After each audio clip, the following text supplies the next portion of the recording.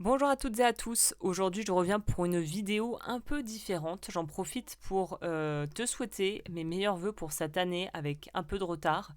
J'espère que les fêtes se sont bien passées pour tout le monde et qu'on va commencer cette année vraiment dans la joie, dans du positif, dans des belles surprises, dans voilà, l'amour et tout ça, tout ça.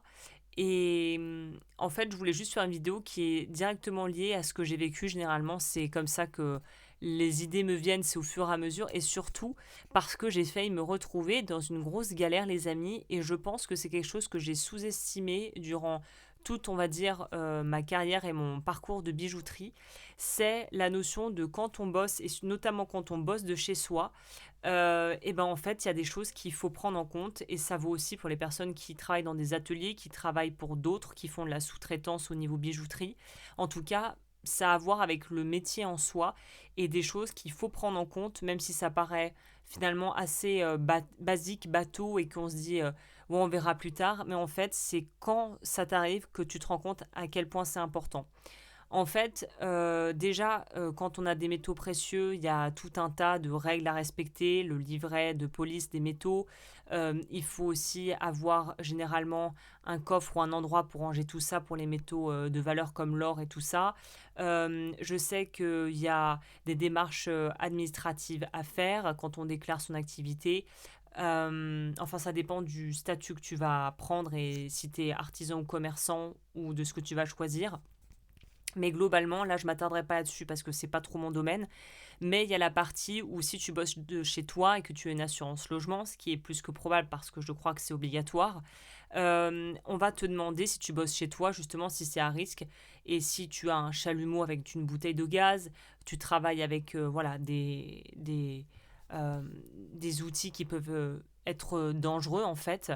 L'assurance va te demander en fait de spécifier ça et tu vas peut-être avoir des tarifs un peu particuliers, des couvertures qui vont être directement en fait reliées à ton activité.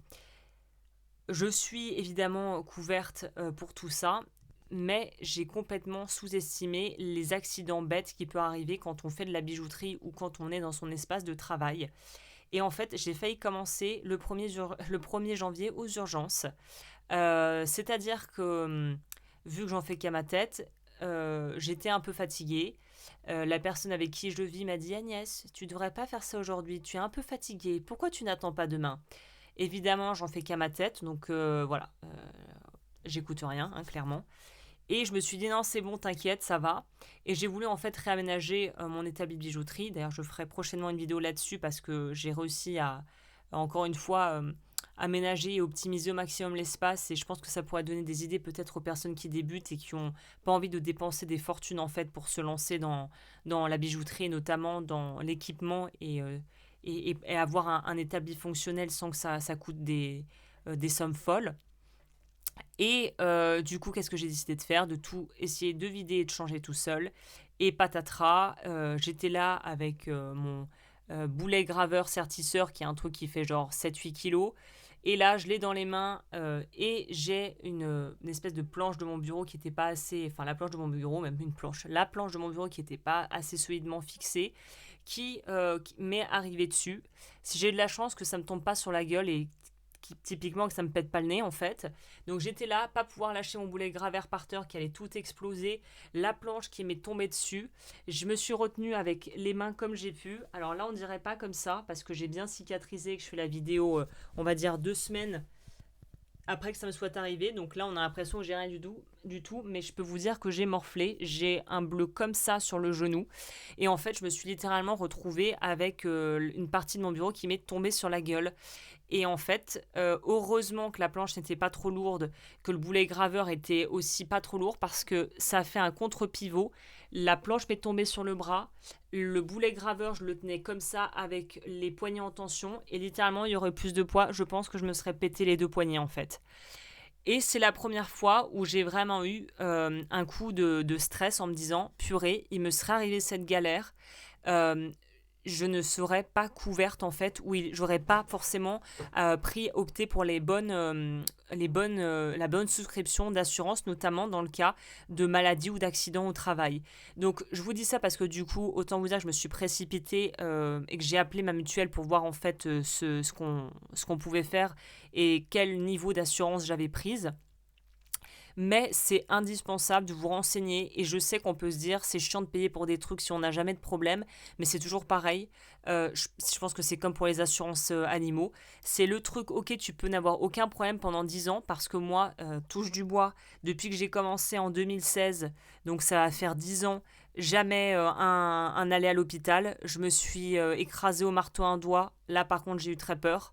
Heureusement, j'y suis pas allée comme une bourrin, mais j'ai failli, je me suis écrasé un doigt au marteau. J'ai la planche qui m'est tombée sur la gueule. Et bon, après les coupures, quand tu te coupes, les machins, ça compte pas. Donc ouais, en 10 ans, j'ai eu que 2 fois où je me suis dit, oh putain. Mais voyez, ça peut paraître rien en 10 ans. Et je touche du bois, j'ai vraiment beaucoup de chance et je fais attention, je regarde que le matos soit bien, je ne travaille jamais fatigué, on ne travaille pas, voilà, si la conscience est altérée. Moi, je vous déconseille de travailler quand on est trop fatigué, ça, c'est pas du tout bien. Donc, ce que j'ai pas fait parce que là, mais c'était pas du travail pour moi, c'était du réaménagement. Mais bref, ne pas bosser si on n'est pas dans des conditions vraiment bonnes et de se renseigner au niveau des assurances et tout ça pour savoir qu'est-ce qu'on peut mettre en place si un jour il y a un pépin. Parce que clairement, deux poignées dans le plâtre, si c'est ton activité principale, la bijouterie, et que tu crées les bijoux et que tu fais pas de la sous-traitance et que t'es pas juste un revendeur, on va dire, bah là, t'es un peu dans la mouise. Donc, je recommande vivement à tout le monde de se renseigner sur ça. Parce qu'on n'est jamais à l'abri d'un pépin, même si on ne se le souhaite pas. Je pense qu'il faut être un minimum responsable et s'organiser en amont et connaître les détails de son contrat, de ce que ça comprend. Est-ce qu'il va y avoir, est-ce que ça comprend la venue d'une infirmière ou d'une aide à domicile si tu peux plus te laver et qu'elle doit te laver les cheveux, tu vois, ça peut paraître bête, mais des trucs comme ça. Ou pire encore si voilà, elle doit faire des trucs un peu moins glamour que ça. Et puis de savoir si tu vas être couvert, de combien s'il faut que ça qui compense ton chiffre d'affaires. Enfin voilà, il y a tout un truc à investiguer, personne n'en parle.